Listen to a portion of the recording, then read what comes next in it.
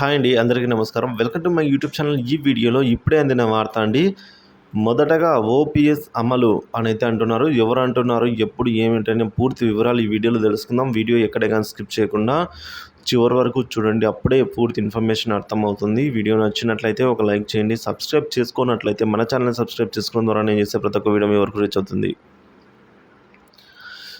మాజీ ముఖ్యమంత్రి వైఎస్ రాజశేఖర రెడ్డి ఉద్యోగులను చూసుకున్న తరహాలోని ప్రభుత్వ ఉద్యోగులకు అండగా ఉంటానని, ఓపీఎస్ అమలు చేస్తానని పీసీసీ అధ్యక్షురాలు వైఎస్ షర్మిల హామీ ఇచ్చారు. శుక్రవారం ఆవిడ కడప డీసీసీ కార్యాలయంలో విలేకరులతో మాట్లాడుతూ అధికారంలోకి వచ్చిన వారం రోజుల్లో ఓపీఎస్ అమలు చేస్తామని ఇచ్చిన హామీ ఏమైందని ముఖ్యమంత్రి జగన్ను ప్రశ్నించారు. జీపీఎస్ అక్కర్లేదని, ఓపీఎస్ కావాలని ఉద్యోగులు అడుగుతున్నా ఆయన స్పందించడం లేదన్నారు.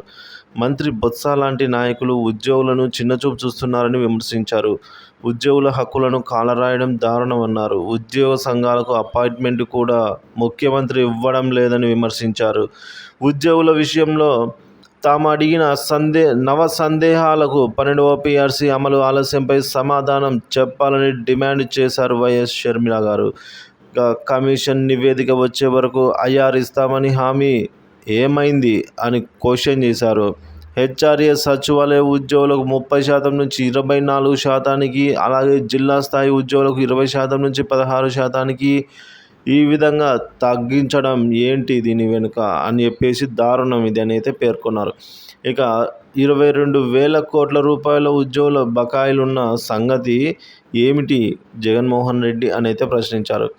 ఇక 2,500 కోట్ల టీఏడిఏ బకాయిలను 2027లో చెల్లిస్తామనడంలో అసలు అర్థం లేదని అయితే అన్నారు. ఇక 2,500 కోట్ల సరెండర్ లీవ్ బకాయిలు ఎప్పుడు చెల్లిస్తారో చెప్పాలని వెంటనే డిమాండ్ చేశారు. ఇక 118 కోట్ల మెడికల్ రీఎంబర్స్మెంట్ బిల్లుల సంగతి ఏంటి అని క్వశ్చన్ చేశారు. పెన్షన్ పంపిణీ పేరుతో ప్రభుత్వ వృద్ధులను చంపడమే లక్ష్యంగా పెట్టుకున్నట్లు ప్రవర్తిస్తున్నారు మీరు అనేది విమర్శించారు. ఇక ఐఏఎస్లు ఒత్తిళ్లకు లొంగి వైసీపీ ప్రయోజనాలకు వంతపాడటం హేయం, ఇది అసలు భావ్యమే కాదని అయితే చెప్తున్నారండి. ఒత్తిళ్లకు లొంగి పదవుల్లో ఉండకూడదు, అంటే ఒత్తిళ్లకు లొంగి ఇలా ఉద్యోగులకు తీరని అన్యాయం చేయకూడదని అయితే ఆవిడ గట్టిగా విమర్శన చేయడం జరిగింది. మరి చూడాలండి, ప్రభుత్వాన్ని పదే అడుగుతున్నాయి ప్రతిపక్షాలు కానీ, ఇటు ఉద్యోగులు కానీ, ఉద్యోగ సంఘాలు కానీ. కేవలం ఈ బకాయిల గురించి అయితేనేమి, 12వ పీఆర్సీ గురించి అయితే, 11వ పీఆర్సీ అరియర్స్ గురించి అయితేనేమి, ఇక ఐఆర్ గురించి అయితేనేమి, సరెండర్ లీవ్స్ అయితేనేమి, హెచ్ఆర్ఏ మెడికల్ బిల్స్, ఇవన్నీ కూడా మెడికల్ బిల్ సంబంధించి రీసెంట్గా మనకు తెలిసిందే, ఆశ ఈ క్యాష్లెస్ వైద్యాన్ని ఆపేసింది నిన్నటి నుంచి. సో ఎందుకంటే కేవలం బకాయిలు చెల్లించలేదన్న ఉద్దేశంతో ఆపేసింది. త్వరలో పూర్తి స్థాయిలో మిగతా సేవలు ఆరోగ్యశ్రీని తీసేస్తామని చెప్పడం జరిగింది.